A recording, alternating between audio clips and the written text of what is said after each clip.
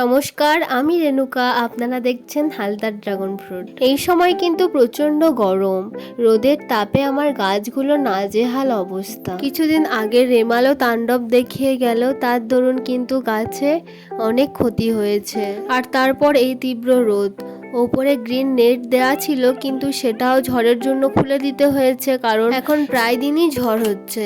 আমার গাছে কিন্তু এখন বেশ অনেকগুলো ফল আছে।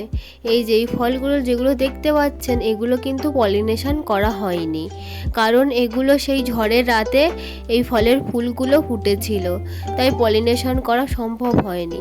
কিন্তু তবুও ফলগুলো হয়েছে এবং মোটামুটি বড় হয়েছে, খুব একটা বড় হয়নি। আর এখন ফুলও আছে, আজকেই ফুটবে ফুলগুলো। এই যে দেখুন, মুখটা একদম সাদা হয়ে খুলে আসছে।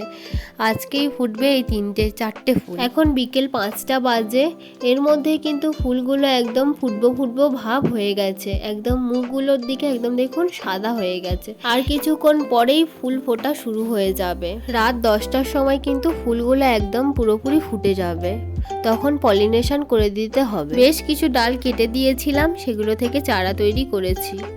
তো চলুন চারাগুলো আপনাদেরকে দেখিয়ে দিই। ড্রাগন গাছের চারা তৈরি করা কিন্তু খুবই সহজ, যেমন তেমন করে বসিয়ে দিলেও গাছ তৈরি হয়ে যায়। গাছগুলো বসিয়ে আগে এখানে রেখে দিয়েছিলাম, কিন্তু রোদের জন্যে গাছগুলো এই ছাওয়ায় এখানে আবার রেখে দিয়েছি।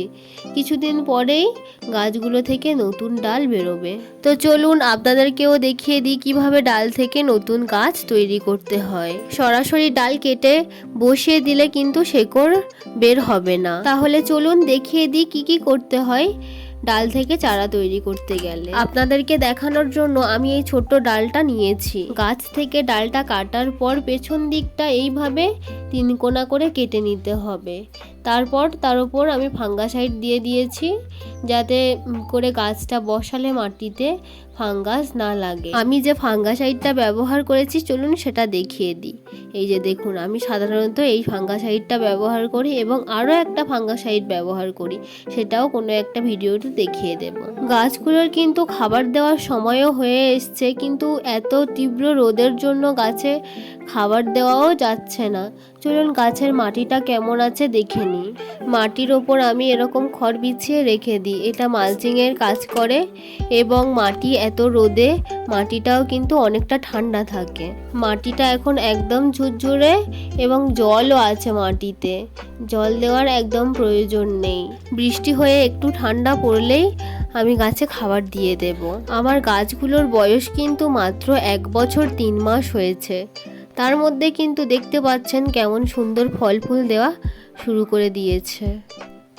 গাছকে একটু ভালোবাসলে এবং একটু যত্ন করলে গাছও কিন্তু আপনাকে এই রকম সুন্দর ভালোবাসা ফেরত দেবে। এদিকে আমাদের সাদা বুড়িও ওপরে চলে এসছে। ওর একটা পা কাটা, তাই ও এইভাবে হাঁটে। ছোটবেলায় একটা দুর্ঘটনায় ওর পাটা ওই রকম কেটে গিয়েছিল। দেখুন বন্ধুরা, এখন আমার গাছগুলো দেখতে কি পরিমাণ সুন্দর লাগছে। আমি রাতের ফুল ফোটাটাও আপনাদেরকে দেখিয়ে দেব। তো চলে এসেছি রাতের বেলা। এই যে দেখুন, এখন প্রায় 10টা বেশি হয়ে গেছে। ফুলগুলো কি পরিমাণ সুন্দর দেখতে লাগছে। দেখুন, 4টে ফুল একসঙ্গে একদম ফুটে গেছে। তো চলুন এগুলোরও পলিনেশন করে দিই। যেভাবে পলিনেশন শুরু করি, তো চলুন সেভাবেই পলিনেশন শুরু করা যাক। এই যে তুলে নিয়েছি একটা কাগজ, আগে পলিনগুলো সংগ্রহ করে নেব। 4টে ফুলের পলিন একসাথেই সংগ্রহ করব।